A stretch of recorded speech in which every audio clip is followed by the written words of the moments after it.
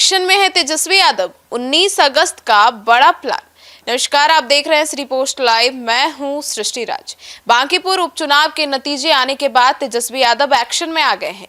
वो लगातार सरकार को घेरने में जुटे हुए हैं और तेजस्वी यादव ने 17 अगस्त को राजभवन मार्च का ऐलान भी कर दिया है। उन्होंने कहा है कि आरजेडी पार्टी के जितने विधायक, एमएलसी और कार्यकर्ता हैं, सभी लोग पार्टी दफ्तर से राज्यसभा तक मार्च करेंगे। अब मार्च के लिए उन्होंने 19 अगस्त को 11 बजे का समय भी तय किया है। उन्होंने कहा कि ऐसी जो कमियां हैं, वो सरकार जो छात्रों पर गोलियां चलाने का काम करती है, सम्राट चौधरी को सामने आकर इससे माफी मांगनी होगी। अब आइए जानते हैं विस्तार से कि तेजस्वी यादव छात्र आंदोलन के बाद कुछ ज्यादा ही सक्रिय दिखाई दे रहे हैं। इसके क्या मायने हैं?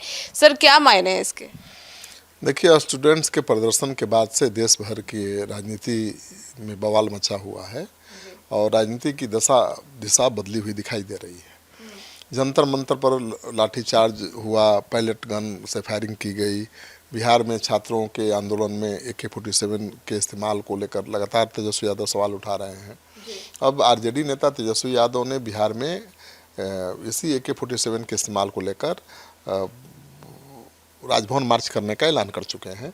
उन्होंने कहा कि इसका जिम्मेदार कौन है। आरजेडी संसदीय दल के नेता अभय कुशवाहा के आवास पर आरजेडी संसदीय विधायक दल की बैठक हुई थी और बिहार विधानसभा में नेता प्रतिपक्ष और आरजेडी के राष्ट्रीय अध्यक्ष तेजस्वी यादव इस बैठक में शामिल हुए थे। इस बीच तेजस्वी यादव ने बैठक के बाद बयान दिया है, जिससे बड़े सवाल खड़े हो गए हैं। सर, तो ऐसे में बिहार में स्टूडेंट्स के आंदोलन के दौरान AK-47 चलाने का भी सवाल उठने लगा है। तेजस्वी यादव इसको शुरू से उठा रहे हैं। उन्होंने कहा कि पूरा देश जानना चाहता है कि पहली बार ऐसा हुआ, किसके आदेश पर हुआ और AK-47 से गोली चली। तेजस्वी यादव ने कहा कि PM, गृह मंत्री, बिहार के CM सबके मुंह में दही जमा हुआ है। उन्होंने कहा कि आखिरकार गुनहगार कौन है, असली गुनहगार को छिपाया गया। इसके लिए एक मामूली सिपाही पर कार्रवाई कर पल्ला झाड़ने की कोशिश की गई।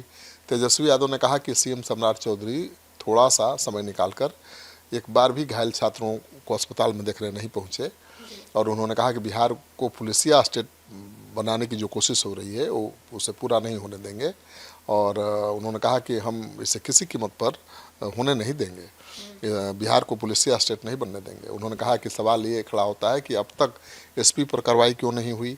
सवाल उठाया कि अब तक SP का निलंबन क्यों नहीं हुआ। इसको लेकर हम लोग DGP से भी मिले थे। उन्होंने कहा कि कार्रवाई की जाएगी, लेकिन अब तक तो कुछ हुआ नहीं। तो तेजस्वी यादव AK-47 वाले मामले को लेकर बहुत आर पार के मूड में हैं। DGP से भी मिल चुके हैं। अब राजभवन मार्च करने की तैयारी कर रहे हैं। सर, तो तेजस्वी यादव राहुल गांधी और अखिलेश यादव की भी खूब बात कर रहे हैं। तेजस्वी यादव को पता है कि जब तक विपक्ष एकजुट नहीं रहेगा तब तक BJP का मुकाबला करना बड़ा मुश्किल है।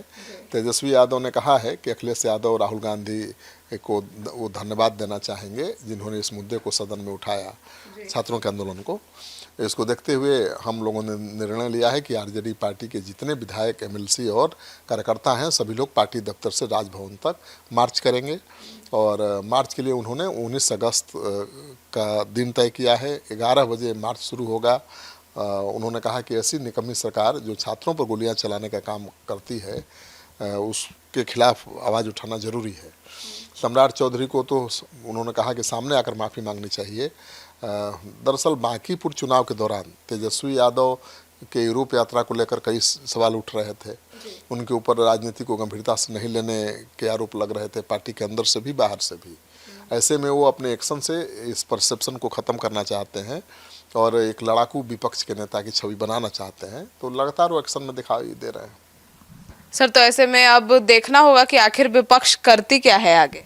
अब कुछ नहीं, अब देखिए 19 तारीख का जो उनका राजभवन मार्च है कितना दमदार होता है, कितना असरदार होता है और तेजस्वी यादव ने जो अभियान शुरू किया है बांकीपुर उपचुनाव में हार के बाद, वो कितना दिन तक जारी रह पाता है, क्योंकि जब तक वो लगातार मैदान में नहीं डटेंगे तब तक उनकी छवि भी नहीं बदलने वाली है और कोई विशेष राजनीतिक लाभ भी नहीं मिलने वाला।